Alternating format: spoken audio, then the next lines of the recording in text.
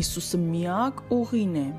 այո, որովհետև միակ ճանապարհը, որով կարող ենք հասնել Հայր Աստծուն, հենց իր Հայր Աստծո որոշմամբ եւ օրենքով,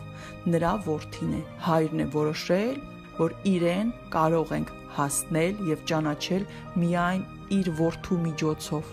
ճանաչելով Տեր Հիսուս Քրիստոսին, ընդունելով Տեր Հիսուս Քրիստոսին։ Միակ կյանքը Հիսուսն է, այո, միայն քայլելով նրա հետևից, հավատալով, սիրելով եւ ընդունելով Հիսուսին, ապրելով Հիսուսով նրա խոսքով, կգտնենք կյանք, կգտնենք հավիտենական կյանք, այսինքն կգնանք դրախտ եւ կապրենք հավիտյան։ Հիսուսն է կյանքը, ճանապարհը եւ ճշմարտությունը։ Մենք կարող ենք միայն Հիսուսով գտնել կյանք, ճանապարհ եւ ճշմարտություն։ Հիսուսին տվեցին մարմնական եւ հոգու ամենամեծ ցավերը։ Նրան դավաճանեցին, նրան ուրացան, նրան կտանքների, տանջանքների ենթարկեցին, ամենադաժան արյունոտ տանջանքների։ Եվ այդ ամենը արվում էր այն ժամանակվա մետաղյա ամենադաժան գործիքներով։ Զինվորները հերթով ծեծում էին Հիսուսին։ Դրանք բոլորը կտրող, ծակող, պոկող, մետաղե ծանր, սուր գործիքներ էին եւ Տեր Հիսուսին այնքան էին ծեծել այդ բոլոր գործիքներով, որ նրա մարմնի վրա ոչ մի ողջ հատված չէր մնացել, ոչ մի միլիմետր ողջ առողջ չէր մնացել։ Նրա հյուսվածքները, մկանները միսը պոկվել էին ոսկորներից, նրա ոսկորները կոտրվել էին եւ այդ ամենից հետո նա դեռ պետք է խաչ, որի ծանրությունը կարող են տանել մի քանի տղամարդ, նա պետք է դեռ այդ ծանր խաչը տաներ իր մեջքի վրա, իր վերքերի վրա մի ճանապարհ ու հետո բարձրացներ լեռը, որի վրա էլ իրեն պետք է խաչեին այդ նույն խաչի վրա, եւ նա Աստված էր, պատկերացնում եք, Աստված էր, եւ նրան ենթարկեցին այդ ցավերին եւ այդ ստորացմանը, եւ մարդիկ աղաղակում էին շատերը եւ ուրախանում էին, որ տեսնում են նրան այդպիսին, դա չարն էր նրանց աչքերով տեսնում, դա չարն էր ուրախանում։ Որոշ մարդիկ լացում էին, որոշ մարդիկ տանջվում էին ցավից, ինչ են տեսնում, բայց չէին կարող ոչինչ անել։ Նրա մայրն էր տեսնում իրեն, մայրը, թե իր որդուն ինչպես են դաժանաբար մահվան հասցնում, եւ այդ վիճակով տիրոջը մեխեցին խաչի վրա, ձեռքերից ու ոտքերից ընդհանրապես այդ 3 մեխերի վրա, նա իր ողջ ծանրությունը պետք է պահեր խաչի վրա,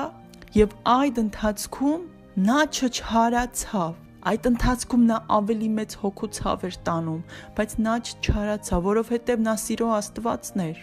որովհետեւ նա այդ մարդկանց փրկիչն էր։ Նա նույնիսկ կարողացավ նկատել իր կողքին խաչված հանցագործին, ով ընդունեց, որ նա փրկիչն է, եւ Տեր Հիսուսը նրան ներում շնորհեց եւ խոստացավ, որ նա կհայտնվի իր հոր թագավորությունում։ Տերը մինչև վերջին մարմնական վերջին շունչը սիրում էր մեզ բոլորիս եւ ներում էր, եւ նա հասկանում էր, որ այդ մարդիկ չարի ազդեցությամբ են անում այդ ամենը, եւ նա իր հորը, երկնային հորը ասաց. Հայր, ներիր նրանց, քանզի չեն գիտակցում, չեն հասկանում ինչ են անում։ Եվ Տեր Հիսուսը վերջին շնչի վրա իր նայել է երկինք եւ ասել է. Հայր, կատարվեց, արվեց։ Այսինքն նա պատրաստակամորեն անցավ այն ողջ ճանապարհը, որ պիտի անցներ, որ գիտեր, որ պիտի անցնի հանուն մեզ անշնորհակալներիս, որ մինչև հիմա չենք գնահատում մեծագույն սիրո արարքը, բացառիկ սիրո արարքը ողջ տիեզերքում, որ մեր համար արել է մեր Աստծո որդին, մեր Աստված Տեր Հիսուս Քրիստոսը։ Հիսուսը մահացավ ամենադաժան ձևով, նրան թաղեցին, ոչ հողի տակ, անձավում, եւ նա երրորդ օրը հարություն առավ։ Հիսուսը կենդանի Աստված է, նա իր մարմնով հարություն առավ եւ գնաց նորից իր հոր մոտ եւ նստեց նորից իր հոր կողքին։ Եվ նա եկել էր հանուն քեզ, հանուն ինձ, հանուն մեր փրկության, հանուն մեր սիրո, մեր հանդեպ տածած սիրո։ Ու այդքանից հետո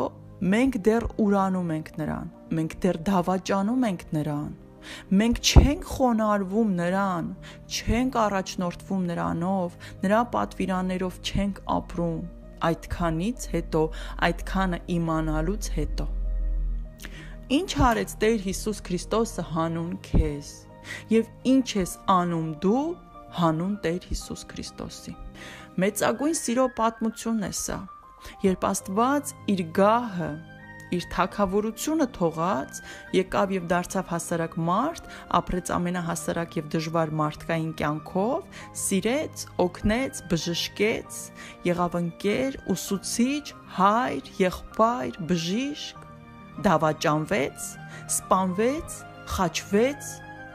փրկեց սիրով եւ քաջությամբ,